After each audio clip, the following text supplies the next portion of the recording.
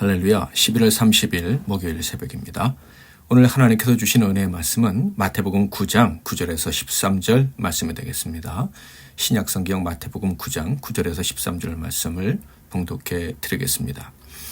예수께서 그곳을 떠나 지나가시다가 마태라 하는 사람이 세관에 앉아 있는 것을 보시고 이르시되 나를 따르라 하시니 일어나 따르니라.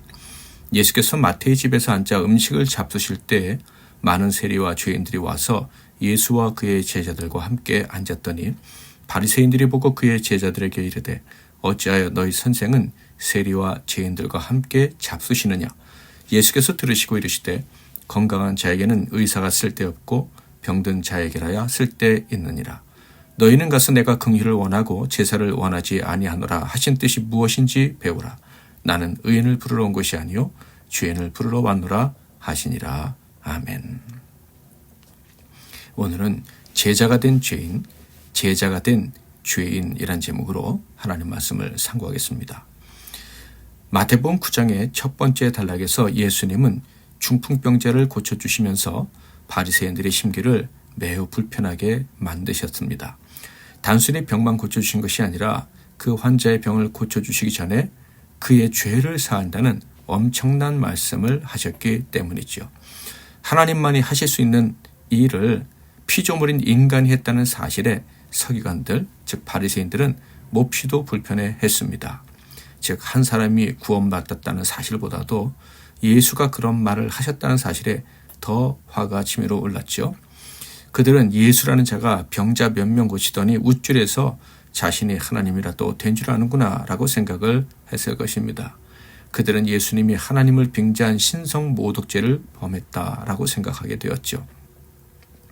바리새인들이 이런 생각을 했다는 것은 예수님께 매우 위험한 상황이 닥치게 될 것을 예고한 것이나 다름이 없었습니다. 이런 상황을 모르실 리 없는 예수님이셨지만 예수님은 오히려 더 당당하게 이렇게 말씀을 하셨어요. 바로 나에게는 권능이 있다라는 사실을 선언하신 것입니다. 그것이 9장 6절에 기록되어 있었죠. 그러나 인자가 세상에서 죄를 사하는 권능이 있는 줄을 너희로 알게 하려 하노라 하시고 중풍병자에게 말씀하시되 일어나 내 침상을 가지고 집으로 가라 하시니. 심지어 이어지는 이야기에서는요, 마치 주님의 의도가 바리새인들을 자극하려는 것처럼 보이기까지 합니다. 9절과 10절을 읽어볼까요? 예수께서 그곳을 떠나 지나가시다가 마태라는 사람이 세간에 앉아 있는 것을 보시고 이르시되 나를 따르라 하시니 일어나 따르니라. 예수께서 마태의 집에서 앉아 음식을 잡수실 때에 많은 세리와 죄인들이 와서 예수와 그의 제자들과 함께 앉았더니 바로 유대인들이 가장 혐오하는 민족의 반역자로서 사람으로 취급하지도 않는 세리 마태를 제자로 부르셨고 심지어 그의 집에서 식사까지 하셨던 것입니다. 당시 세리는 민족의 배신자로서 백성들을 착취하여 그 일부를 로마에 바치고 나머지로 자신들의 배를 채우는 아주 혐오스러운 존재들이었죠. 이 사악한 자들은 당연히 온 유대인들에게 배척의 대상이었습니다. 그런데 예수님은 아무런 명분도 없이 이유도 없이 그 세리들 중에 한 사람인 마태, 레위라고도 불리는 이 사람을 제자로 삼으시겠다고 선언을 하신 거예요. 참 선생이라는 자가 이런 자를 제자로 삼았다는 것도 기가 막힌데 그 세리의 집에서 다른 세리들 그리고 또 다른 죄인들까지 불러서 식사를 하신 것입니다. 그러자 참다 못한 바리새인들이 드디어 입을 열어 예수님을 비난하기 시작했습니다. 11절 바리새인들이 보고 그의 제자들에게 이르되 어찌하여 너희 선생은 세리와 죄인들과 함께 잡수시느냐. 그들의 입장에서는 당연한 질문이었을 거예요. 만약 입을 다물고 있었다면 그것이 그들에겐 더 이상한 일로 스스로를 직무유기자로 만드는 일이었을 것입니다. 그런데 이런 바리새인들의 질문에 대한 예수님의 답변은 더욱더 받아들이기 어려운 말씀이었고 충격적인 말씀이었습니다. 12절 예수께서 들으시고 이르시되 건강한 자에게는 의사가 쓸데없고 병든 자에게라야 쓸데있느니라. 지금 예수님과 함께 먹는 세리들과 죄인들은 병자들이고 예수님 자신은 의사라고 하신 거예요. 그래서 같이 있는 것이다 라고 말씀하신 것이죠. 이것이 무슨 말씀입니까? 의사가 병을 고칠 때 그 병든 자의 몸에 손을 대지 않고선 절대 고칠 수 없다고 말씀하신 것이죠. 그러므로 예수님이 의사이시고 세리와 죄인들이 병자라면 내가 그들의 살갗과 닿아야 된다. 내 손이, 내 몸이 그들의 살갗과 닿아야 된다는 거예요. 그들의 몸이 썩어 그 고름이 생겼다면 의사가 손으로 피를 그 손에 묻히면서 짜내야 고칠 수 있는 건 아니겠습니까?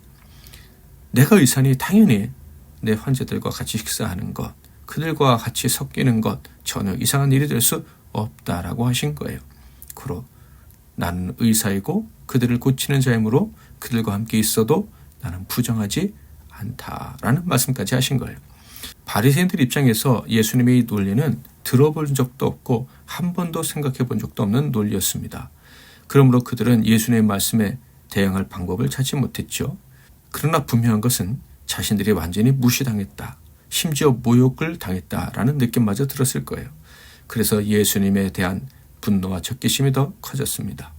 처음에는 단지 인기가 좋아서 경계했지만 이제 예수는 완전히 다른 교훈을 전하는 자라 생각을 하게 된 것이죠.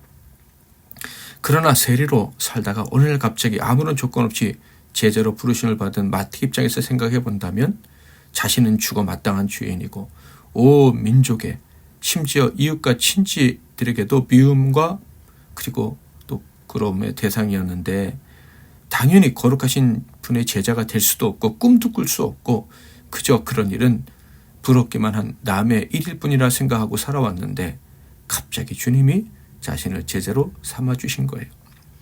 그의 이름을 불러주셨을 뿐만 아니라 주의 이름을 전하다가 순교할 수 있는 제자로 삼아주신 거예요. 심지어 어떤 방식으로요? 자신의 몸에 있는 더러운 것을 예수님의 몸에 묻혀 가시면서까지, 즉 예수님이 부정해지시면서까지 바리새인들이 볼 때 말이죠, 자신을 치료해 주신 거예요. 멸시받던 자리에서 떠나 가장 존경받는 예수의 제자가 되는 이 엄청난 은혜를 자기가 받은 거예요. 생각하면 생각할수록 기가 막히고 너무나도 감사했을 겁니다. 이러한 인생의 변화가 정말 가능할까요? 로또 1등에 당첨되는 것보다 자신이 변화되는 것이 더 어렵다는 것을 우리는 너무나도 잘 알고 있습니다. 그런데 그 어려운, 그 기가 막힌 일이 죄인 중에서 가장 악질이라고 할 수 있는 세일인 자신의 삶 속에서 벌어진 것입니다. 얼마나 기쁘고 감사했을까요? 민족의 반역자요, 지옥에 떨어진다면 가장 먼저 떨어져야 될 것 같은 자신이 당시 모든 사람들이 흠모하던 예수 그리스도의 제자가 된 것입니다. 남에게 해를 끼치던 자가 다른 사람들을 구원하는 사람 낚는 어부가 된 것입니다. 여러분, 주님의 은혜란 이런 것입니다.